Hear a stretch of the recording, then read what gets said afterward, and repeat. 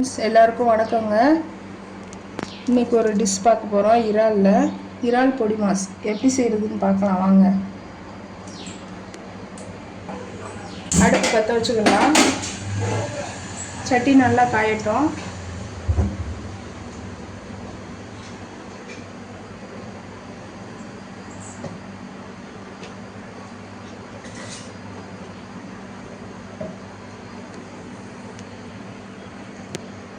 நல்லெண்ணெய் சேர்த்துக்கோங்க ஃப்ரெண்ட்ஸ், இது அதுதான் நல்லாயிருக்கும்.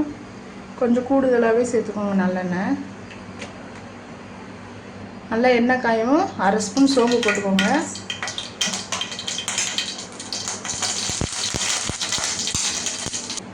இப்போ நல்லா சுத்தம் பண்ணி மஞ்சத்தூள் போட்டு கழுவி வச்சுருக்கேன். இந்த இறாலை சேர்த்துக்கலாம்.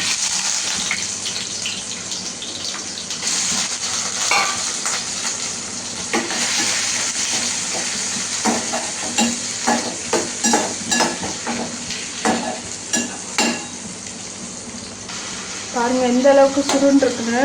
நல்லெண்ணெய் வதக்கையில் அவ்வளோ வாசமாக இருக்குது. கம்மன்னு வாசம் இருக்குது. இந்த அளவுக்கு வதங்கினதுக்கப்புறம் 1/4 டீஸ்பூன் மஞ்சள் தூள், 1 டீஸ்பூன் மிளகாத்தூள், சும்மா ஃப்ளேவருக்காண்டி குட்டியாக ஒரு பச்சை மிளகா மட்டும் குட்டி குட்டியாக நறுக்கி வச்சுருக்கேன்.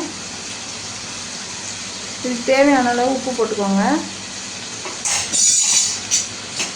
அவ்வளோதாங்க. இதை நல்லா பெரட்டி விடணும். தண்ணி எதுவுமே சேர்க்க தேவையில்லைங்க. இந்த நல்லெண்ணெயிலேயே நல்லா வெந்து வரும். அடுப்பை சிம்மில் வச்சு வேக வச்சுக்கோங்க.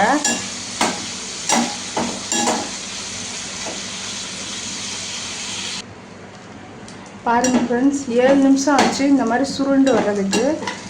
எப்படி இருக்குதுன்னு பாருங்கள். அவ்வளோதான், ரெடி ஆயிடுச்சு. இப்போ நம்ம ஒரு பவுலுக்கு மாற்றிக்கலாம். இந்த சட்டியில் ஒரு கை சோறு போட்டு சாப்பிட்டிங்கன்னா அவ்வளோ டேஸ்ட்டாக இருக்கும், நல்லெண்ணெய் ஊற்றணுனால. பாருங்கள் ஃப்ரெண்ட்ஸ் எப்படி இருக்குன்னு. அவ்வளோ மணமாக இருக்குது. இப்போ எங்கள் மாமாவை டேஸ்ட் பண்ணி பார்க்க சொல்லலாம்.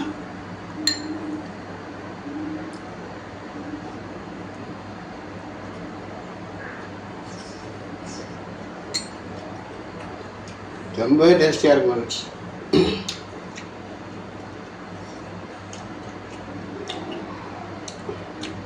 அமிர்தமாக இருக்குது. ரொம்ப டேஸ்ட்டாக இருக்குது. ரொம்பவே கம்மியான மசாலா வச்சு தான் நம்ம செஞ்சுருக்கோம். ஆனால் அவ்வளோ டேஸ்ட்டாக இருக்கும்.